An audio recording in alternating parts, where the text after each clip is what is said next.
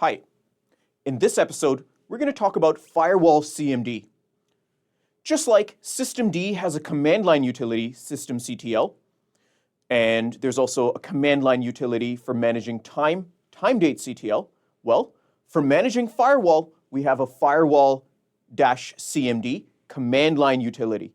This is your interface to interact with the Firewalld service.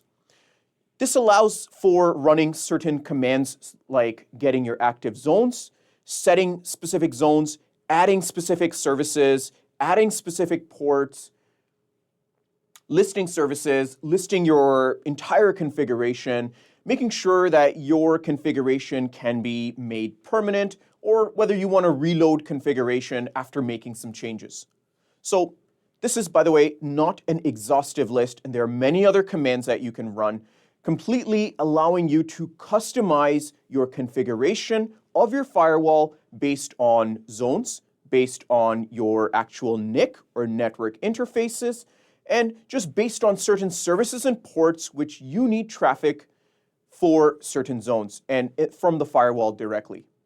In this upcoming lab, we're going to show how to put together your Firewall-cmd commands in order to interact and configure your firewall. Please stay tuned for this upcoming lab where we give you the hands-on experience that you need in order to work with Firewalld via the Firewall-cmd command line utility. Please join us in this next lab. In this episode, we're going to talk about Firewall-cmd. Firewall-cmd is a command line utility for configuration of the firewall. You do need root permissions, so when I actually open Activities and the terminal to show you how to work with the command, the first thing I'm going to do is switch to the root user. And now we can explore about the command Firewall-cmd.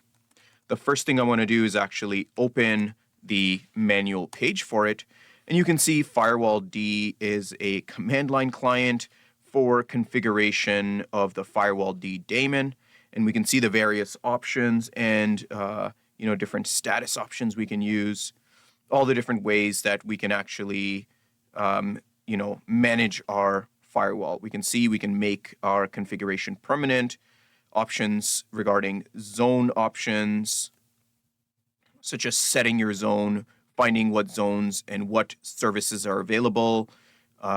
Moving down further, we can see other options such as policy options and how to apply those. So I would highly recommend for working with Firewall is to get familiar with this manual page. Outside of that, the very basic commands that you're going to use are going to start with Firewall-cmd, and you can have commands such as get active zone. All right, we can see that we are currently using public zone, and our network interface that's configured here, it's ENS33. We can also say list zones, and we can see, this is list all to actually see the details of our zone. We can see what our interfaces are, what services we're actually allowing, what ports we're allowing, and all the details about this specific zone. We can go ahead and add specific services using Firewall-cmd --add service is equal to, and then we can name some service. Let's say it's HTTP, for example. And now if you actually do a list all command, we can see that the HTTP service has been added. However, generally when adding services, I like to use the flag -- permanent. Otherwise, if I actually happen to reload the firewall, you're going to see that now that HTTP service is removed. So actually, when you configure a firewall using Firewall-cmd, add service is whatever service you're adding, you should actually be adding a permanent flag so that configuration is permanently added. Now, if you list the firewall, now if you actually reload the firewall with -- reload, you should see that our service has been added in a permanent way. So these are the very basics of using Firewall-cmd to manage your firewall daemon. That's it for this episode. I want to thank you for watching, and I'll see you in the next one.